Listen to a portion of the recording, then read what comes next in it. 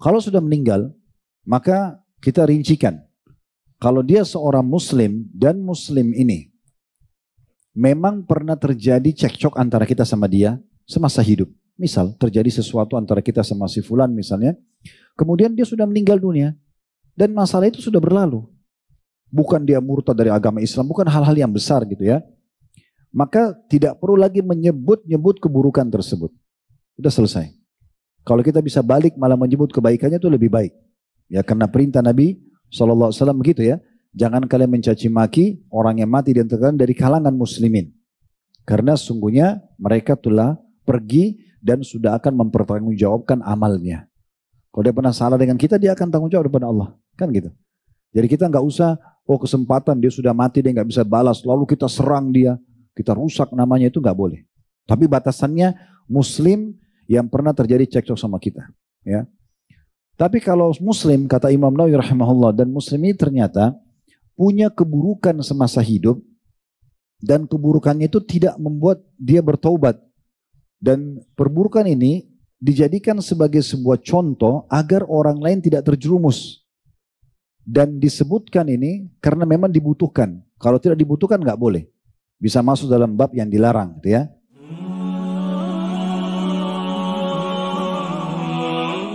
Tentu digarisbawahi di sini orang-orang Islam yang sudah meninggal dunia. Di sini penulis Syekh Muhammad bin Abdul Wahhab rahimahullah mengangkat sebuah hadis Bukhari. Saya bacakan dari Aisyah radhiyallahu anha bahwasanya Nabi alaihi salatu wassalam bersabda, la tasubbul amwat fa innahum qad afdau ila ma qaddamu.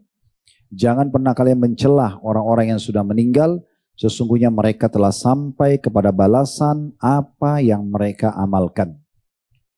Beranjak daripada hadis ini, kita akan panjang lebar menjabarkan tentunya dan menjelaskan tentang masalah bahasan dosa besar kita pada malam ini. Secara umum teman-teman sekalian, mencela dalam Islam itu dilarang. Mencela dalam Islam dilarang. Dan itu bahasanya sangat luas. Bermula dari tidak bolehnya seseorang itu mencelah sesembahan selain Allah. Misalnya ada orang sembah patung misalnya, ada orang sembah pohon, ada orang sembah dewa. Kita hanya dianjurkan dalam Islam untuk menjelaskan dan memperkenalkan Tuhan yang sebenarnya Allah. Kemudian setelah itu kita membiarkan hidayah nanti Allah datangkan kepada mereka. Dan tidak boleh kita mencaci maki apa yang mereka sembah. Karena kalau kita mencaci maki sementara sudah terdoktrin dalam diri dia, itu akan membuat dia balik mencela Tuhan kita. Sementara Tuhan kita Allah adalah Tuhan yang benar. Allah berfirman dalam surah Al-An'am, surah nomor 6 ayat 108, وَلَا تَسُبُّ الَّذِينَ يَدْعُونَ مِنْ دُونِ اللَّهِ فَيَسُبُّ اللَّهَ عَدْوًا بِغَيْرِ عِلْمٍ. Jangan pernah kalian memaki sembahan-sembahan mereka, maksudnya selain Allah, ya. Karena mereka nanti akan memaki Allah dengan melampaui batas tanpa pengetahuan. Jadi akhirnya terjadi mereka malah menghina Tuhan kita yang sebenarnya Allah Azza wa Jalla. Ini tidak boleh. Ini tidak dibolehkan. Ibnu Qayyim rahimahullah berkata, Allah melarang kita mencelah Tuhan-Tuhan orang musyrik dengan pencelaan yang keras atau sampai merendahkan bahkan secara terang-terangan. Apa yang kalian sembah itu? Patung, tidak bisa begini dan begitu, ya. Dan seterusnya di depan mereka, mencaci maki di depan mereka. Kalau kita sedang menjelaskan dalam majelis kita, tidak boleh sembah patung karena patung itu tidak berbicara dan segala macam, itu berbeda. Tapi ini maksudnya mencelah langsung, ya, menghina. Nah, kita tidak boleh karena hal itu akan membuat mereka akan membalas dengan mencela Allah.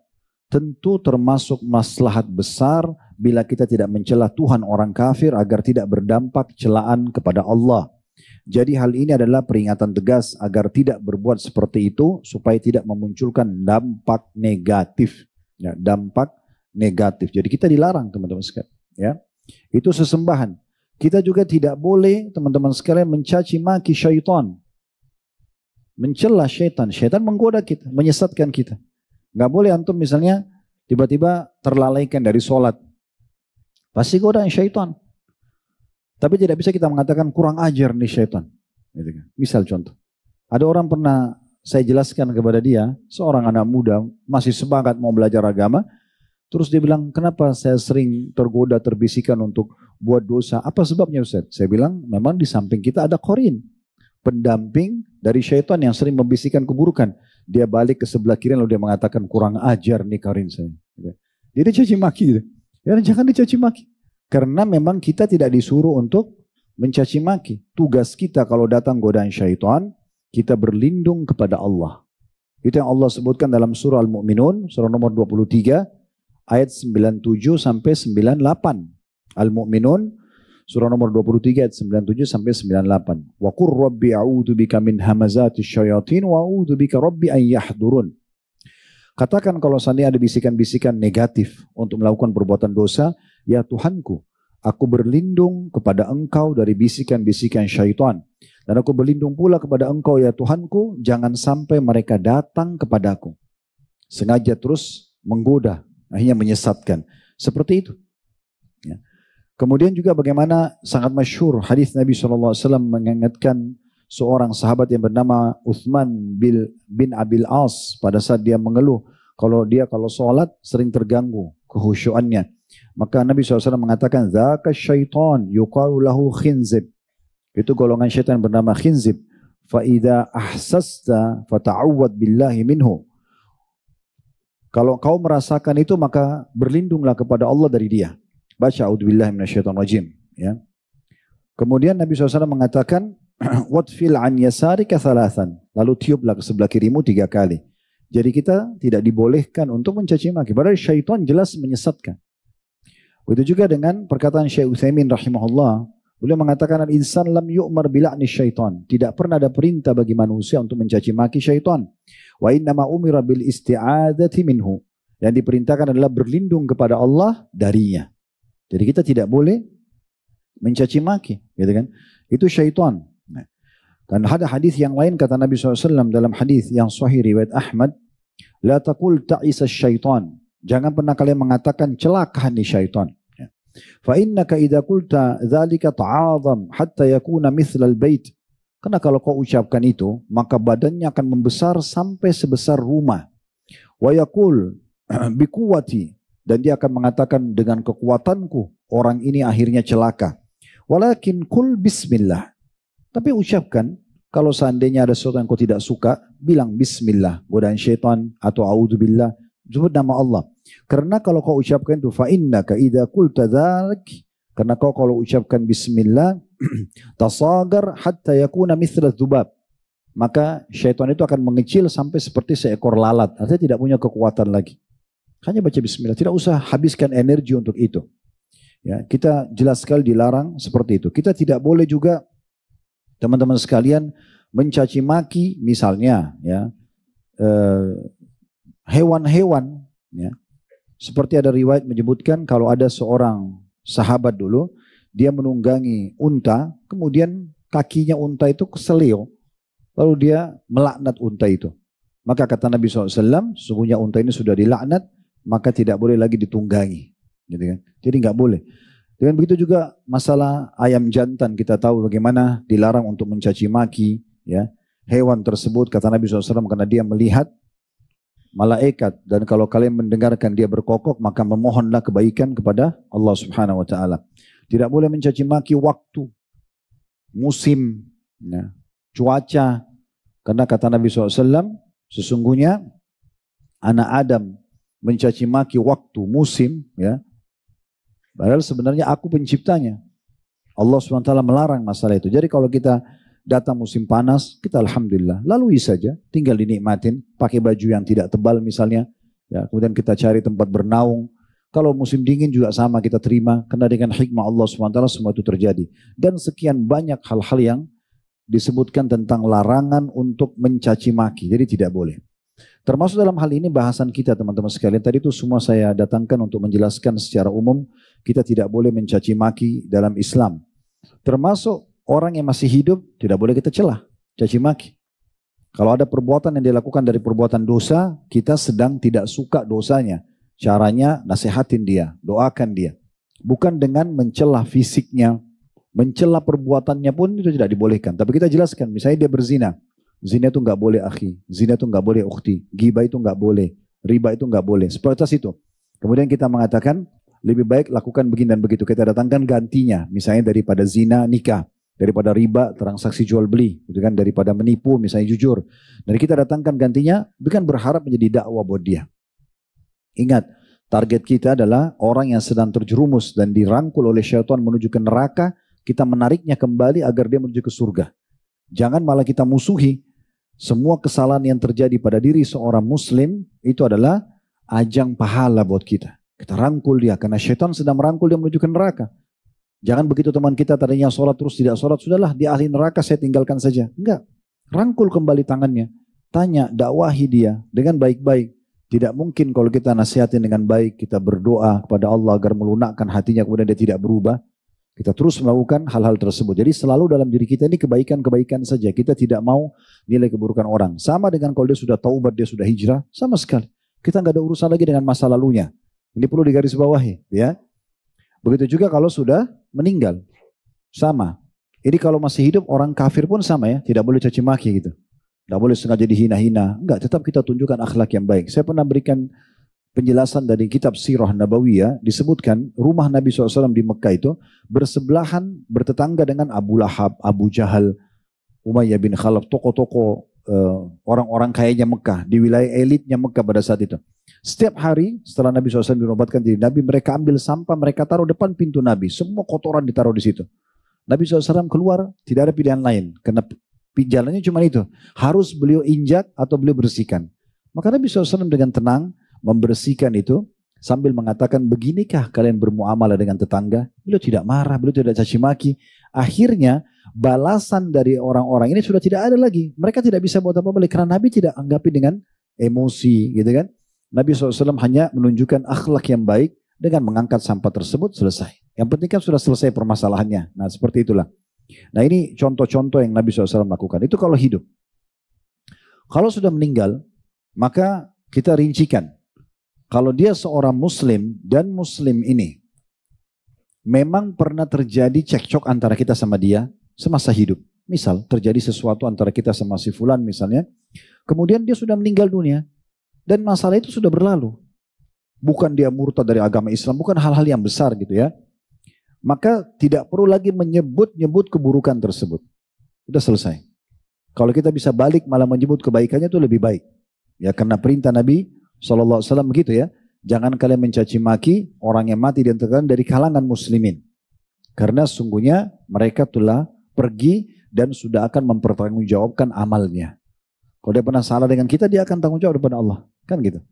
Jadi kita nggak usah, kesempatan dia sudah mati, dia nggak bisa balas, lalu kita serang dia, kita rusak namanya, itu nggak boleh.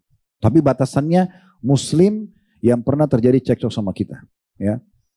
Tapi kalau muslim, kata Imam Nawawi rahimahullah, dan muslim ini ternyata punya keburukan semasa hidup, dan keburukannya itu tidak membuat dia bertaubat. Dan perburukan ini dijadikan sebagai sebuah contoh agar orang lain tidak terjerumus. Dan disebutkan ini karena memang dibutuhkan. Kalau tidak dibutuhkan nggak boleh. Bisa masuk dalam bab yang dilarang. Gitu ya. Ada seseorang mungkin dia banyak membunuh orang. Kekejamannya luar biasa. Contoh kalau kita temukan di buku-buku sejarah. Dengan di buku hadis nama Hajjaj bin Yusuf. Ini dulu panglima perangnya khalifah di masa Umayyah. Ya. Dia membunuh Abdullah bin Amr bin As ya, di Mekah dulu, karena ada dua kerajaan waktu itu. Dia membunuh, bahkan dia menyalib sahabat yang mulia ini di atas Abdullah bin Zubair, keliru ya, Abdullah bin Zubair radhiyallahu anhu, anaknya Zubair bin Awam, sempat jadi khalifah di Hijaz, Mekah dan Madinah, dan waktu itu bersamaan di negeri Syam ada Yazid bin Muawiyah. Nah Yazid bin Muawiyah punya panglima perang namanya Hajjaj. Orangnya sebenarnya kalau khutbah itu luar biasa, ilmunya luas. Dan orangnya sangat tampan. Sampai dikatakan kalau dia menyampaikan ceramah, dia pakai tutup wajahnya. Karena tampan sekali orangnya. Gitu. Tapi kejam. Siapapun yang tidak sepaham sama dia dibunuh. Termasuk dia membunuh Abdullah bin Zubair. Nah orang ini rupanya pada saat dia hidup, dia tidak taubat-taubat dari kesalahannya. Sampai terakhir sebelum dia meninggal, dia membunuh ulama terakhir yang dia bunuh itu. Ya, sempat berdoa kepada Allah Subhanahu Wa Taala. Itu Sa'id ibn Jubair. Ya. Jadi ada dua tabi'in yang masyhur, Sa'id ibn Musayyib sama Sa'id ibn Jubair. Sa'id ibn Jubair ulama besar. Dipanggil oleh Hajjaj karena tidak sepaham lalu dibunuh. Lalu Sa'id sebelum dibunuh, dia mengatakan, ya Allah, balaslah Hajjaj ini ya sebagaimana dia membunuhku dengan proses sakit yang membunuh itu berulang-ulang padanya. Akhirnya setelah dia membunuh Sa'id bin Jubair, dari mulai hari itu malam itu dia tidak bisa tidur. Dia selalu gelisah dan dia mengatakan Sa'id bin Jubair membunuhku berulang-ulang sampai Hajjaj meninggal. Jadi artinya dia tidak taubat dari kesalahannya, dia tidak minta maaf sama orang yang dia telah bunuh, maka semasa hidupnya dan sampai sekarang masih sering ulama-ulama menyebutkan jangan seperti Hajjaj bin Yusuf yang banyak membunuh para ulama. Nah, jadikan contoh, dia seorang muslim, tapi keburukannya memang sangat besar sehingga dijadikan pelajaran bagi orang-orang muslim yang lain. Tapi ini juga Imam Nawawi mengatakan sebatas diperlukan. Tidak pula tulis tablik akbar tentang ya keburukan Hajjaj bin Yusuf, enggak. Tapi kalau terlintas dalam pengajian perlu dijelaskan tentang bahayanya orang kalau punya kejabatan kemudian dia tunggangi untuk membunuh kaum muslimin akan besar tanggung jawabnya hari kiamat, lalu didatikan contoh Hajjaj bin Yusuf itu boleh. Ya. Itu kalau orang muslim. Kalau orang kafir, maka Imam Nawawi mengatakan umumnya ijma hampir ya mayoritas ulama sebenarnya bukan ijma tapi hampir mayoritas ulama mengatakan tidak masalah disebutkan keburukannya dengan tujuan jadi pelajaran bagi manusia seperti kasus Namrud di masa Ibrahim alaihissalam, Fir'aun di masa Fir'aun dan semua orang-orang sekitarnya, Haman, Qarun yang semasa dengan yang mendukung untuk memerangi Nabi Musa alaihissalam dan juga menolak Taurat dan agama Allah SWT, maka ini boleh dijelaskan. Tetapi kalau orang-orang kafir yang tidak perlu dibahas, ada tetangga antum orang kafir tidak masuk Islam, kemudian dia meninggal dunia, tidak perlu kita mengatakan oh orang itu tidak masuk Islam, semoga dia masuk ke neraka. Tidak perlu, karena tanpa kita bilang pun dia sudah akan masuk ke neraka. Jadi poin-poin seperti ini perlu kita jelaskan teman-teman sekalian. Baik, berhubungan dengan masalah ini, ya Imam Nawawi rahimahullah menitik beratkan tentang apa yang tadi kita jelaskan. Kemudian ada juga ulama lain ya dalam kitab-kitab mereka seperti misalnya Said Sabiq menunjukkan dalam kitab fikih sunnahnya, dia mengatakan tentang bolehnya ya menyampaikan ya tentang atau mencelah perbuatan buruknya orang kafir itu dengan dalil surah Hud ayat 18. وَمَنْ أَظْلَمَ مِمَّنِ افْتَرَى عَلَى اللَّهِ كَذِبًا أُولَئِكَ يُعْرَضُونَ عَلَى رَبِّهِمْ وَيَقُولُ الْأَشْهَادُ هَؤُلَاءِ الَّذِينَ كَذَبُوا عَلَى رَبِّهِمْ عَلَى لَعْنَةُ اللَّهِ عَلَى الظَّالِمِينَ. Dan siapakah yang lebih zalim daripada orang-orang yang berbuat-buat dusta terhadap Allah, mereka itu akan dihadapkan kepada Tuhan mereka dan para saksi akan berkata, orang-orang inilah yang telah berdusta terhadap Tuhan mereka, ingatlah kutukan Allah ditimpakan terhadap orang-orang zalim. Beliau mengatakan dari ayat ini menunjukkan bahwasanya bolehnya menyebutkan tentang kesalahan orang kafir tersebut atau bahkan mencelah perbuatannya, gitu kan? Atau misalnya mencelah tangannya yang mengikutkan, misalnya dia membunuh orang dengan tangannya, maka kita menyebutkan misalnya tentang keburukan bagaimana tangannya melakukan perbuatan tersebut. Nah ini semua beliau mengatakan dibolehkan karena diranjak daripada dalil ini. Ya. Kemudian juga cukup banyak dalil-dalil yang diangkat oleh beliau, diantaranya perkataan Nabi alaihi salatu wassalam ya pada saat mengumpulkan jenazah orang-orang kafir Quraisy di Badr, di sumur. Kemudian Nabi SAW mengatakan, hai fulan bin fulan, hai fulan bin fulan, sesungguhnya aku telah mendapatkan apa yang Tuhanku janjikan, kemenangan, dan ini di dunia, di akhirat pun kami akan dapatkan nanti surga maksudnya gitu. Kami sudah dapatkan apa yang dijanjikan, atau aku sudah mendapatkan apa yang Tuhanku janjikan. Apakah kalian sudah dapat apa yang Tuhan kalian ancamkan? Maksudnya sekarang kalian sudah rasakan kan siksaan segala macam. Nabi SAW di sini seakan-akan mencelah mereka. Padahal sebenarnya kan Nabi tidak perlu bicara itu. Sudah jelas mereka akan disiksa oleh Allah SWT. Tapi Nabi SAW ingin menunjukkan kebolehannya. Maka beliau mengatakan, apakah kalian sudah merasakan apa yang Allah ancamkan pada kalian? Maka Umar mengatakan, ya Rasulullah, bagaimana mereka bisa mendengar Anda? Sementara mereka sudah jadi bangkai. Kata Nabi SAW, hai Umar, demi Allah, sungguhnya mereka lebih jelas mendengarku daripada engkau mendengarku, tapi mereka tidak bisa meresponnya. Tapi ada kan di sini langkah Nabi SAW untuk mencelah mereka, Ini semua dalil-dalil tentang dibolehkannya hal tersebut. Kita kembali teman-teman sekalian ke masalah tadi seorang muslim ya. Nah, seorang muslim ini juga tadi kita sempat ceritakan kalau seandainya orang itu muslim, orang baik, kemudian dia hanya karena punya kesalahan tadi secara sama kita secara pribadi, itu cukup, udah. Kenapa? Karena matinya dia sudah mencukupkan keburukannya, sudah berhenti. Kalaupun kita punya masalah sama seseorang, begitu dia meninggal, dia udah berhenti dari semuanya. Dia udah berhenti dari cacian, dia udah berhenti dari segala macam gitu ya. Sebaliknya kalau kita masuk mencaci mereka, walaupun misalnya dia yang salah, karena dia tidak bisa membalas, maka ini bisa justru dia meraih pahala. Justru dia yang meraih pahala. Ini berbahaya ya. Jadi kalau ada seorang muslim sudah meninggal, lalu masih ada yang mencaci maki dia, maka ini berarti sumber pahala buat dia. Itu terjadi di masa hidupnya Aisyah radhiyallahu setelah meninggal Nabi SAW, setelah meninggal Abu Bakar sama Umar, ada banyak orang yang datang mencaci maki Abu Bakar sama Umar. Tidak faham, dia tidak pernah ketemu sama Abu Bakar sama Umar radhiyallahu anhuma, dia tidak faham kalau hadis Nabi SAW dua orang ini adalah pemimpin, orang dewasa, ahli surga. Mereka tidak faham masalah itu. Mereka mencaci maki, siapa Abu Bakar itu? Dan begitu dicaci maki. Ada orang datang kepada Ummu Mukminin Aisyah mengatakan, apa tanggapan Anda tentang masalah ini? Bagaimana kami menanggapi orang-orang seperti ini? Sibuk mencaci maki Abu Bakar sama Umar. Padahal ini kedua mertua Nabi, orang yang mulia. Maka kata Aisyah, saya tidak melihat kecuali Allah ingin menambahkan pahala buat keduanya. Berarti kan jadi sumber pahala buat mereka.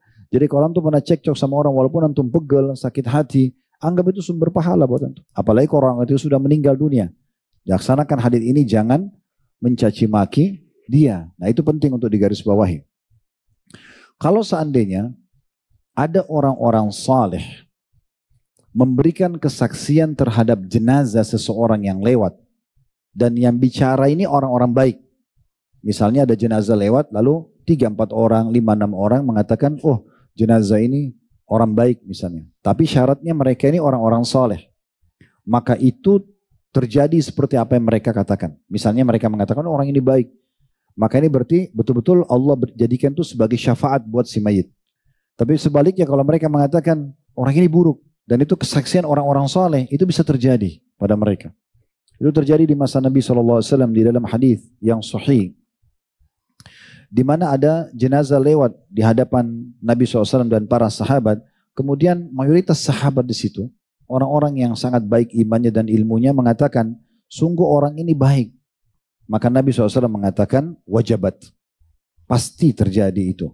Kemudian lewat lagi jenazah yang kedua, lalu mereka mencelahnya, orang ini tidak baik dan seterusnya. Maka Nabi SAW mengatakan wajabat, terjadi, pasti seperti itu. Lalu ada orang yang mengatakan, ya Rasulullah, apa maksud Anda? Kenapa tadi jenazah pertama pada saat lewat dan kami menyebutkan kalau orang itu baik, Anda mengatakan pasti. Dan setelah orang kedua lewat dan ada di antara kami mencelah dia, lalu Anda mengatakan juga pasti. Kata Nabi SAW, yang pertama kalian puji kebaikannya karena kalian adalah orang-orang yang menjadi saksi Allah di muka bumi, maka Allah akan terima dan jadikan itu sebab dia masuk ke dalam surga. Pasti dia dapat surga. Dan sebaliknya, orang-orang yang kalian celah karena perbuatannya dan kalian adalah orang-orang terpilih, maka itu juga akan terjadi. Oleh karena itu teman-teman sekalian, kita betul-betul dianjurkan pada saat orang sudah meninggal, apalagi kalau kita tidak tahu dia ya, udah kita selalu coba masuk ke masalah kebaikan-kebaikan saja. Seperti menghadiri sholat jenazah, kita doakan dia, ya itu cukup. Tidak usah kita sengaja mencari tahu orang ini siapa, ada keburukannya nggak? Itu nggak perlu seperti itu. Dalam sebuah hadis yang lain kata Nabi SAW, "Udzkuru mahasina mautakum." Sebutkanlah kebaikan-kebaikan jenazah kalian. Contoh dalam kasus ini, kalau ada di antara kita menjadi anak, orang tuanya dulu misal ayahnya kasar, suka ngomong kasar, mencaci maki segala macam, ibunya mungkin juga seperti itu, dan sudah meninggal. Semasa hidup saja nggak boleh kita celah kedua orang tua kita. Apalagi sudah meninggal. Oh ayah saya dulu itu begini dan begitu akhlaknya, ibu saya itu begini dan begitu. Tidak perlu. Tidak usah kita sebut. Cari mana kebaikannya kita sebutkan. Maka dengan itu kita akan mendapatkan pahala bakti dengan dia, dengan kedua orang tua, dan juga kita tidak mendapatkan dosa karena cacian kita. Ingat ya, kalau ada orang mencuri, maka yang salah curiannya. Ya, kalau kita sedang menilai curian dia sebagai perbuatan buruk, tidak salah. Tapi kalau ada pencuri, antum caci maki, kurang ajar, ini maling, misalnya, apalah antum caci maki dengan nama-nama hewan dan segala macam. Dia berdosa dengan curiannya, antum berdosa dengan cacian antum. Karena nggak ada hubungannya menyebutkan nama hewan untuk dia dengan curian dia, nggak ada hubungannya. Maka dia berdosa, kita berdosa. Nah, ini berbahaya sekali. Begitu juga tadi mulai dengan kedua orang tua kita. Coba kenang sesuatu yang baik. Misal kita mengatakan orang tua kita anggaplah buruk sekali, membuang kita waktu kecil, tidak mengurus. Begitu kita dewasa sudah sukses baru dia datang mengatakan saya atau saya ibumu. Saya ayah atau saya ibumu. Kita terima itu misalnya, tapi kita berat hati. Udahlah ini orang nggak pernah urus saya, kenapa saya harus berbakti? Islam mengajarkan tetap harus berbakti. Dan kalaupun mereka sudah meninggal, tetap kita mengatakan, syukur alhamdulillah melalui kedua orang tua saya bisa lahir di muka bumi ini.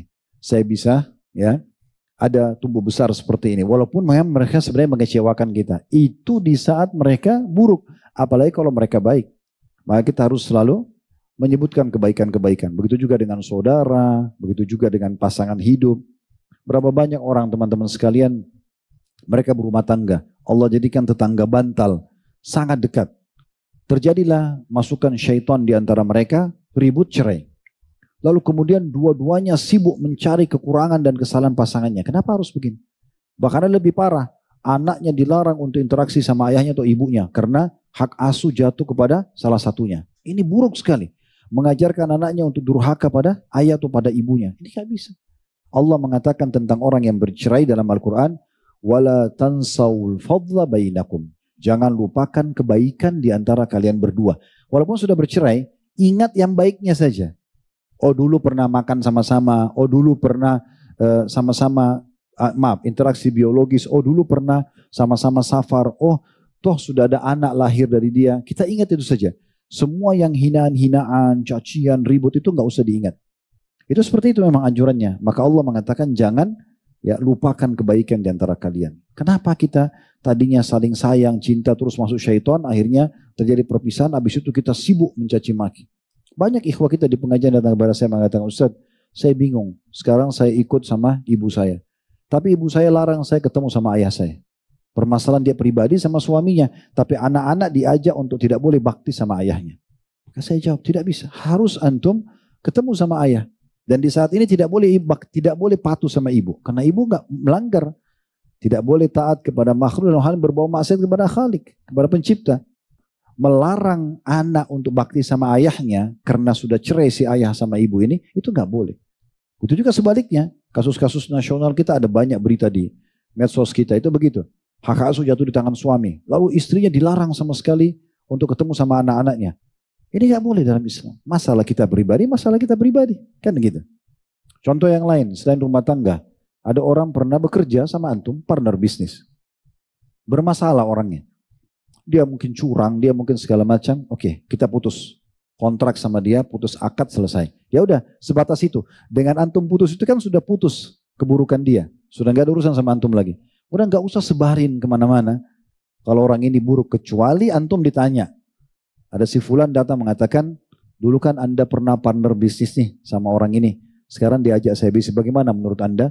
Di saat ini boleh dari bab tanasuh, saling memberikan nasihat. Kita boleh mengatakan, setahu saya orangnya tidak jujur. Nah, begitu saja. Sebatas itu. Jangan tunggangi untuk ghibah, karena nanti kita berdosa. Ada orang yang melamar seorang wanita, atau seorang laki-laki mau melamar seorang wanita. Kemudian dikatakan, dia tanya kepada kita dan kita tahu siapa orang itu. Mungkin dia pernah menikah tapi diam-diam, dia cerai lalu dia mengaku dia bujang atau dia mengaku gadis. Dan kita tahu orang ini tidak tahu, lalu kita jelaskan, setahu saya dia sudah pernah menikah misalnya. Itu boleh, tapi sebatas hanya untuk menyelamatkan si muslimin dari permasalahan dan keburukan dia. Itu dibolehkan, gitu kan. Sama staf, pegawai, pernah bekerja, dia punya kekurangan, kesalahan di kantor. Udah, antara kita sama dia saja. Begitu dia pindah kerja di tempat lain, jangan begitu kita ketemu dia kerja di tempat lain lalu kita mengatakan, oh itu dulu pernah mantan pegawai saya, dia pernah maling. Gak ada urusan. Gak perlu kita sampaikan itu. Kecuali pemilik perusahaan itu nanya sama kita, dulu kayaknya orang ini pernah kerja di tempat anda ya. Kira-kira seperti apa orangnya? Oh kalau dulu di tempat kami orangnya tidak jujur. Sebatas itu, selesai. Selebihnya gak usah. Ingat, sedikit saja melampaui haknya seseorang, walaupun dia itu orang jahat, sudah cukup nanti Allah akan pertemukan kita dengan orang tersebut di hari kiamat. Ingat selalu hadis Nabi SAW, kalau dua orang bertengkar, si A sama si B, selama salah satunya tidak membalas, maka yang memulainya akan terus kena hukuman. Dan yang tidak membalas ini akan mendapatkan pertolongan dari Allah. Sampai dia membalas. Kalau dia membalas, maka Allah akan pertemukan pada hari kiamat. Nanti dilihat apakah balasan dia setimpal dengan keburukan yang diserangkan kepada dia? Misalnya si A sama si B. Si A mencaci maki si B. Si B tidak balas. Maka si B ini diuntungkan di situ. Walaupun ternyata dia salah. Tapi cacian ini akan menjadi dosa bagi si A. Kemudian kalau si B membalas, nanti akan dipertemukan balasannya sama si A. Kira-kira mana yang lebih besar? Mungkin si A ini mencaci maki karena dia menganggap dirinya benar. Gitu kan? Tetapi si B, si B ini benar sebenarnya. Dia dicaci maki, dia nggak balas. Terus dia balas setelah itu karena dia sudah tidak tahan. Dilihat balasan dia berimbang nggak sama orang yang zalimi dia. Kalau berimbang, maka tidak ada lagi tuntutan hari kiamat. Tapi yang jadi masalah, kalau si B yang tadinya benar, dia mencaci maki lebih banyak daripada cacian orang yang berbuat salah sama dia, maka bisa saja pahala dia yang diambil. Apalagi kalau balasannya lebih besar. Digibah, dibalas dengan membunuh. Nah, itu membunuh lebih besar daripada gibah. Gitu kan? Kesimpulannya teman-teman sekalian, jangan buka permasalahan dengan orang lain. Biarkan orang lain yang punya masalah sama kita, kita nggak usah ikut-ikutan. Jangan mencela siapapun. Tutup pintu itu, walaupun dasarnya orang itu sudah menyakiti kita. Udah, kita cukup menjauhkan diri kita dari orang itu, kita sudah tahu keburukannya, dan nanti kalau kita dikonfirmasi sama seseorang dan butuh untuk menyelamatkan saudara kita muslim dari keburukannya, baru kita sampaikan. Ya, ini penting sekali. Karena ada orang subhanallah, dia kena jengkel, hasad, sama seseorang, maka di mana orang itu ada, selalu dia cari peluang untuk menjatuhkannya. Ini terjadi di alam dakwah, terjadi di alam bisnis, terjadi. Ya, berapa banyak orang karena tidak suka sama seorang dai yang lain, dia sibuk menyampaikan masjid sana, masjid sini supaya jangan terima dia untuk berceramah. Untuk apa ini? Gitu. Bukan urusannya itu. Begitu juga dengan orang yang pernah partner bisnis kemudian gagal, dia sengaja mencari di mana orang itu, kemudian disebutkan semua keburukannya di sana sini. Ini bahaya. Ya, belum tentu orang itu tetap berlanjut dengan kesalahannya. Mungkin dia sudah taubat, mungkin sekarang dia sudah baik, gitu kan? Jadi nggak penting. Ini penting sekali teman-teman sekalian ya, karena banyak sekali terjadi. Masuk juga kepada kami informasi begitu. Ada orang sibuk betul-betul mencari kesalahan orang. Dia cerai suami istri, kemudian dia cari tahu di mana mantan istri, di mantan suaminya, sibuk dimanapun berada, entah sama-sama pasti dia berusaha untuk masuk menyebutkan tentang keburukannya. Padahal belum tentu. Keburukan yang terjadi menurut kacamata dia belum tentu buruk menurut orang, gitu kan? Ada banyak perempuan merasa suaminya zalim dengan dia karena kurang memberikan nafkah. Itu di kacamata dia. Begitu dia cerai gara-gara itu, kemudian si laki-laki ini mungkin mau menikah sama perempuan lain, lalu kemudian dia pergi sampaikan orang itu dulu nggak memberikan nafkah loh, padahal sebenarnya atau kurang nafkah. Padahal sebenarnya itu di kacamata dia. Mungkin suaminya hanya mampu memang segitu. Contoh. Dia masuk ke alam itu supaya tidak menikah. Kan ini masalah buat dia. Gitu kan? Jadi tidak usah masuk ke situ. Kita balik juga kasusnya sama. Sama laki-laki begitu. Begitu cerai sama istrinya. Kemudian dia merasa mungkin istrinya dulu kurang melayani segala macam. Dengan dia marah dia ceraikan. Begitu mau nikah sama laki-laki lain baru dia marah. Dia jengkel. Lalu kemudian dia sampaikan ke laki-laki itu kalau ini adalah mantan istri saya sebenarnya dia buruk. Untuk apa semua ini? Tidak ada manfaatnya. Gitu kan? Kalau antum sudah ingin memutus hubungan dengan seseorang, putus saja. Udah selesai, kita putus saja, gitu kan? Selanjutnya teman-teman sekalian, lalu apa yang harus kita lakukan kalau orang sudah meninggal? Selain menyebut-nyebut kebaikannya, justru sangat baik, terutama ya, kalau semasa hidup kita sempat punya konflik sama dia. Antum pernah menggibah orang, pernah memfitnah orang, dia sudah meninggal. Bagaimana caranya kita minta maaf? Kalau tidak kan, kita tidak minta maaf sama dia, berarti kita siap berhadapan di hari kiamat, kan begitu? Bagaimana solusinya? Solusinya adalah kita menyebut-nyebut kebaikan dia. Solusinya, dia sudah meninggal. Kita mengatakan dulu saya pernah bersahabat sama orang ini dan ternyata dia pernah mentraktir saya. Padahal sebenarnya orang itu mungkin punya salah sama kita. Cara ini sebenarnya bisa menggugurkan hukuman yang bisa menimpa kita karena kita dulu punya masalah dengan orang ini. Jadi kita sebut kebaikan dia. Nah seperti itu. Jadi luar biasa Islam datang dalam memperbaiki keadaan kehidupan bermasyarakat ini. Jadi kita harus hati-hati sekali. Ya. Ini yang diajarkan oleh Nabi SAW dan tadi hadis yang kita sebutkan itu adalah hadis riwayat Bukhari. Selanjutnya, maksud saya tadi hadis Bukhari itu yang tadi panjang lebar kita jabarkan ini yang jenazah lewat lalu ada sahabat yang mengatakan ini baik maka jadi baik dan yang satu ini dicela maka jadi buruk buat dia. Begitu juga teman-teman sekalian dengan memperbanyak ya selain menyebut-nyebut kebaikannya. Kalau kita ingin menyelesaikan betul-betul bersih antara kita dengan seseorang, bisa kita tambahkan dengan amal-amal saleh. Amal-amal saleh seperti misalnya kita memohon ampun untuknya, kita bersedekah atas namanya, gitu kan? Atau umroh dan haji. Nah ini semua bisa sampai kepada orang mati tersebut. Dan ini nanti akan membersihkan permasalahan kita pada hari kiamat. Ingat teman-teman, hati-hati. Dalam menilai kita benar atau salah, itu agama yang menilai, bukan kita. Karena bisa saja kita nilai di kita benar, tapi kita salah. Dan jadi masalah, gitu kan? Jadi masalah. Dan di mahkamah Allah nanti akan baru ketahuan siapa yang benar, siapa yang salah. Dan kita tidak bisa lagi mengelak di saat itu. Oleh karena itu saya selalu nasihati diri saya dan saya jadikan pegangan hidup dan teman-teman juga sekalian menuju ke akhirat yang pasti kita akan ke sana. Cepat atau lambat, maka bawalah dua hal, amal saleh dan teman saleh. Udah, berteman dengan orang-orang baik dan juga sibuk dari amal saleh ke amal saleh. Dan jangan bawa dua hal. Jangan bawa dosa, segera bertobat dari dosa-dosa kita, plus jangan bawa musuh. Nah, musuh ini yang jadi masalah. Ya, ada orang subhanallah dari bangun tidur sampai mau tidur lagi sudah melahirkan banyak musuh. Karena semua orang dicaci maki, semua orang digibah, semua orang difitnah, semua orang dicari kesalahannya, semua orang ya di mata dia buruk. Ini luar biasa musuhnya pada hari kiamat. Kita kalau punya masalah dengan satu orang, sudah cukup teman-teman dia akan panen pahala kita hari kiamat. Apalagi kalau kita punya musuh 10, 20, 30, sekian tahun kerjanya cuma menyalahkan orang saja, ini bahaya sekali. Di masa kita sekarang hati-hati menunggangi medsos. Banyak orang membuat medsos supaya heboh dan banyak followernya hanya digunakan untuk mencari dan mencela kesalahan orang. Ini bahaya sekali. Kenapa nggak diambil konten-konten yang bermanfaat saja? Dikumpulkan semua kesalahan orang ini lalu kemudian diangkat demi untuk mendapatkan suara. Ini berbahaya, kan gitu. Jadi hati-hati teman-teman. Kita semua akan menuju kepada Allah Subhanahu wa taala dan ingat al-jaza min jinsil amal. Balasan akan sesuai dengan perbuatan seseorang. Kalau di masa hidup antum jarang atau tidak bahkan mencela-cela orang yang hidup dan orang meninggal, di saat antum meninggal juga akan sama. Tidak akan ada yang mencela antum. Tapi di saat kita hidup selalu begitu, maka akan terjadi hal yang serupa kepada kita. Jadi hati-hati sekali. Ini mungkin yang bisa kita pelajari insya Allah dari dosa besar kita ini. Dan insya Allah kita akan lanjutkan lagi nanti dengan dosa besar yang lain. Saya ingin melengkapkan bahasan kita tadi dengan sikap dan perbuatan seorang tokoh Islam Ibnu Taimiyah rahimahullah. Semasa hidup beliau ada orang-orang yang memusuhi beliau dan itu memang terjadi pada kita semua. Sehebat apapun kita menjaga nama baik kita, martabat kita, seluas apapun ilmu, sebanyak apapun harta, setinggi apapun jabatan, pasti ada saja orang yang suka dan tidak suka. Itu terjadi. Nabi Muhammad SAW orang yang paling sempurna dari nasabnya, ilmunya, fisiknya. Tapi ada saja orang yang tidak suka dengan beliau dari kalangan orang-orang munafik, orang-orang yang tidak suka dengan beliau tentunya. Nah, itu terjadi.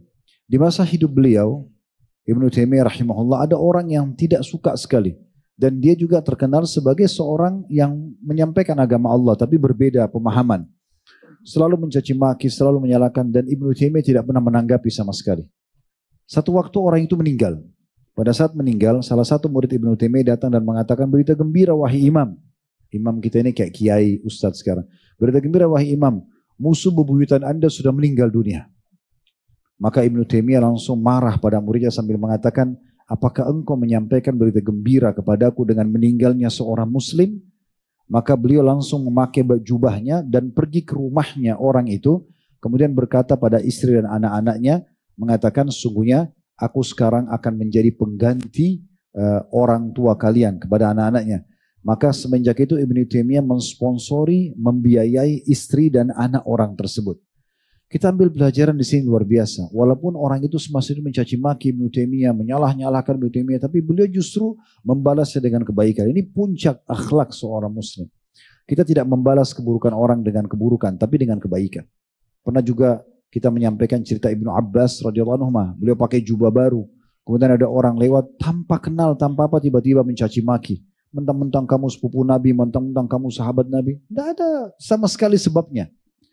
Murid-murid Ibnu Abbas sudah sangat jengkel mendengar cacian tersebut, tapi Ibnu Abbas dengan sangat tenang. Dan mendengarkan cacian tersebut.